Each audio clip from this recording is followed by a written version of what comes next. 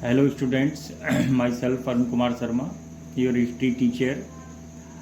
Today we will resume our last theme 2, writing and city life, early cities, common era 5000 BC. And it is lecture number 5th of this theme. Topic first, some important factors. First, 3 classes of Mesopotamian society: upper class, ruling class, nobles and royal people, and the high officials belong to the upper class. Upper class में आते थे ruling class, nobles and royal people, शाही लोग, and high official belong to the upper class. Second or middle class, merchant, traders, landlord, artisans, craftsmen belong to the middle class. Artisans means कारीगर, craftsmen means जो हाथ से अपनी वस्तुएं बनाने वाले, and lower class slaves belong to the lower class. और जितने भी गुलाम थे वो सब लोअर क्लास में आते थे. Students, our next topic 2, which animals domesticated in Mesopotamia? कौन से एनिमल्स को डोमेस्टिकेट किया मेसोपोटामिया में? काउज, गोट्स, ऑक्सन एंड सीप were the main animals of domestication. Topic 3,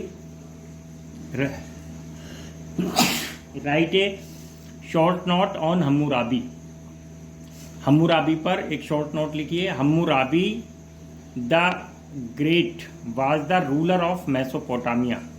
Mesopotamia के ये रूलर थे ड्यूरिंग द पीरियड ऑफ 2067 से 2025 BCE.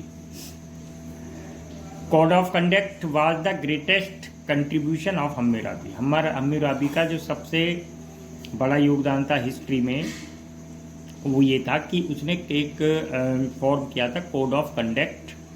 They were 282 in numbers and covered every aspect of life. यानी इन्होंने 282 नंबर्स को कवर किया और ये लाइफ में जितने भी एक व्यक्ति के या समाज के जितने भी एस्पेक्ट हो सकते हैं, जितने भी लॉ कानून हो सकते हैं, उसमें सारे ये इन्होंने इंक्लूड किए थे.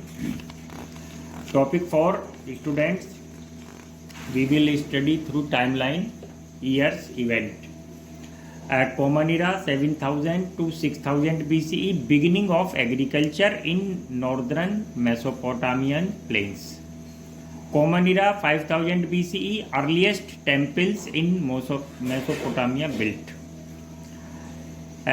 Common era 3200 BCE, first writing in Mesopotamia.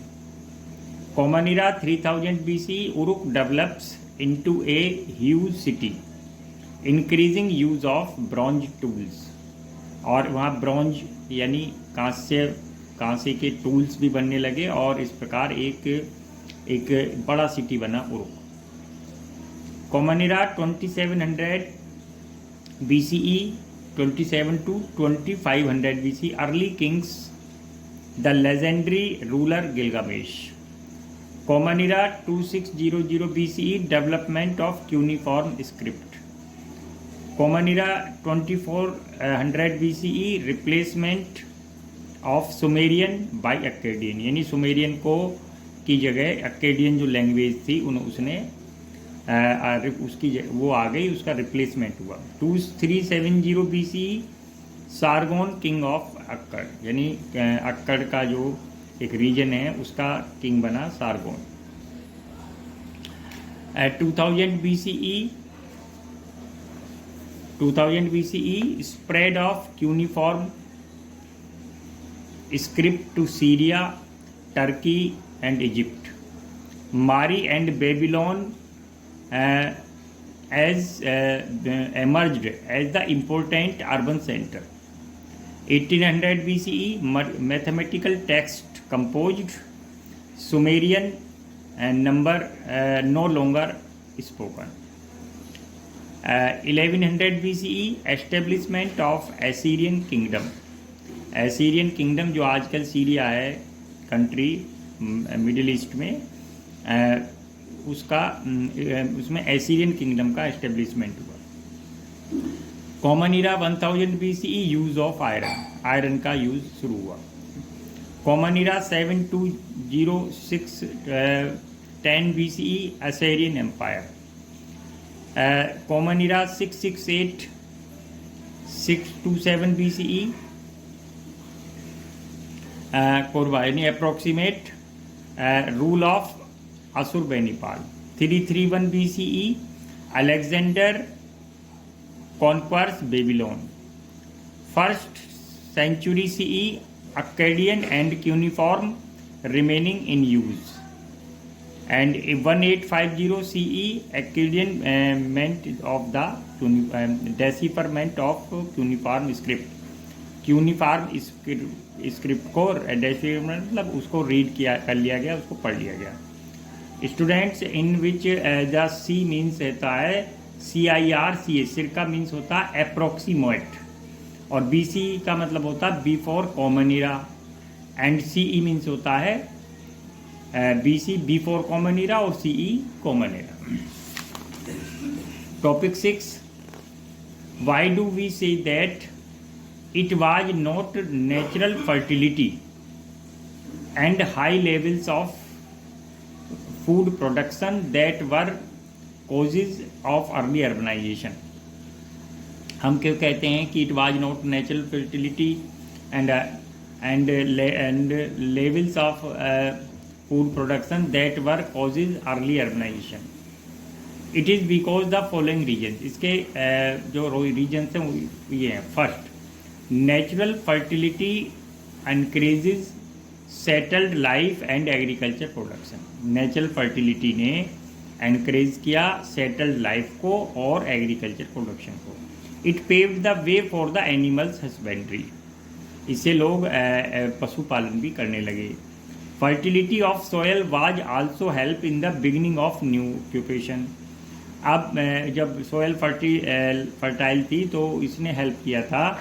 अब लोग न्यू ऑक्यूपेशन मीन्स अभी नए काम धंधे व्यवसाय भी करने लगे।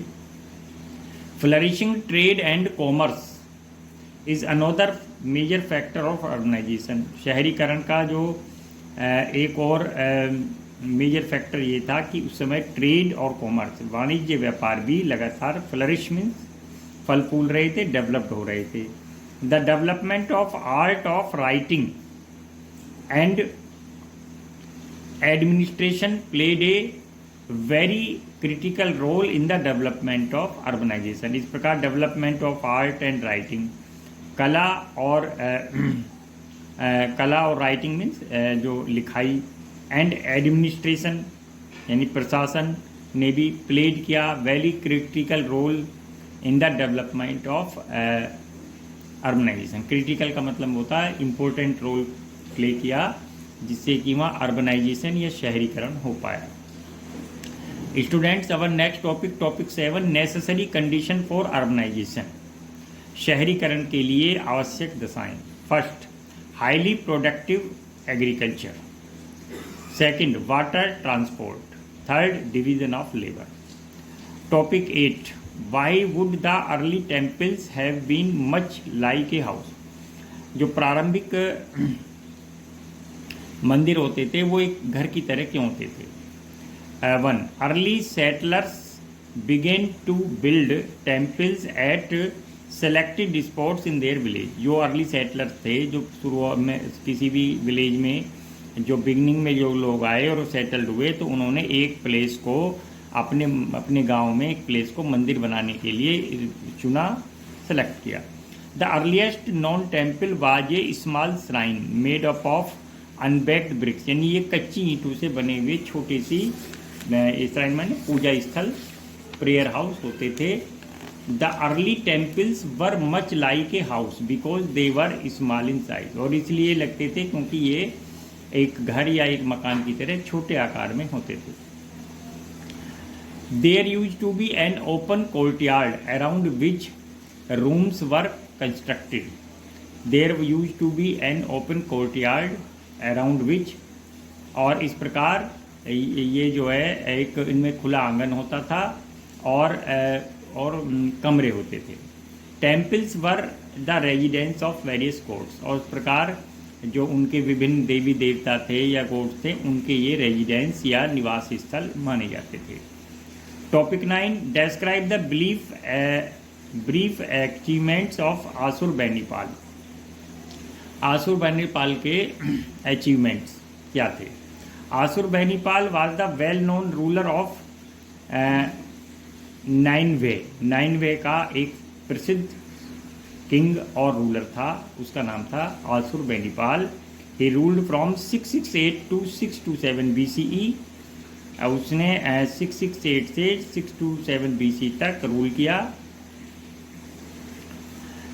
He made all efforts for outstanding artisans and artists from across his empire to settle at Nineveh. और उसने बहुत ही एफर्ट्स किए, ट्राई किया कि जो आउटस्टैंडिंग माने बहुत ही जो जीनियस या इंटेलिजेंट आर्टिसन हैं, कारीगर हैं या आर्टिस्ट कलाकार हैं, वो दूर स्थानों से आकर और उसके एम्पायर में, उसके साम्राज्य में वो आकर वो सेटल हो जाए.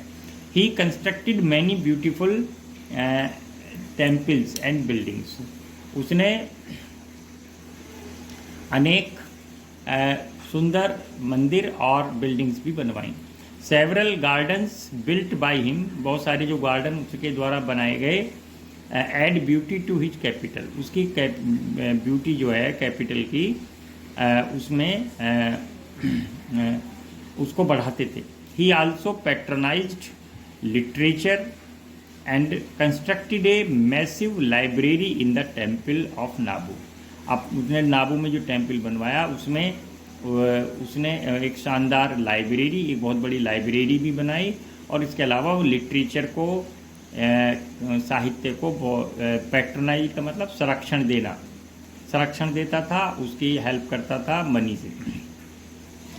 All the literary works available in the library were arranged subject wise. और जितने भी लाइब्रेरी में वर्क्स थी, बुक्स थी, उनको सब्जेक्ट वाइज अरेंज किया गया. But its prestige began to lose after his death. लेकिन उसकी डेथ के बाद इसका जो सम्मान था या डिग्निटी वो घटने लगी.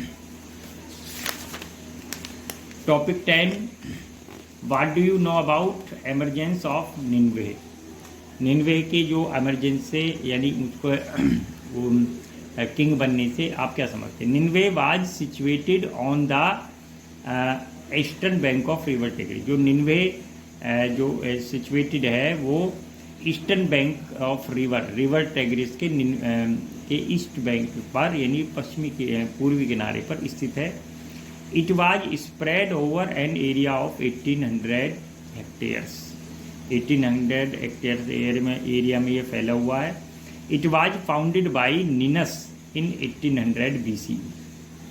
इसको एस्टेब्लिश किया था निनस ने 1800 BCE में. Under Assyrian ruler Sennacherib Nineveh made tremendous progress. और जो एसीरियन रूलर या king and his name was सेनाचार्ट्स.